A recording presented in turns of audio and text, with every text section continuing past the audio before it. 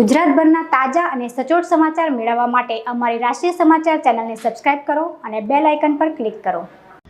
ઉમરા police મથક હદ વિસ્તારમાં ₹500ની નોટ ગણવાના બહાને ગઠિયો 31 નોટ તફડાવી ગયો હતો।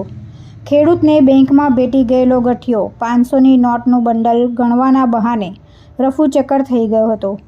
મગદલા રોડ પર બ્રેડ લાઇનર સર્કલ પાસે સમગ્ર ઘટના બની હતી। 85 મોહલ્લામાં રહેતા ખેડૂત ચુનીલાલ ભગવાન રાઠોડ છેતરપિંડીનો ભોગ બન્યા હતા।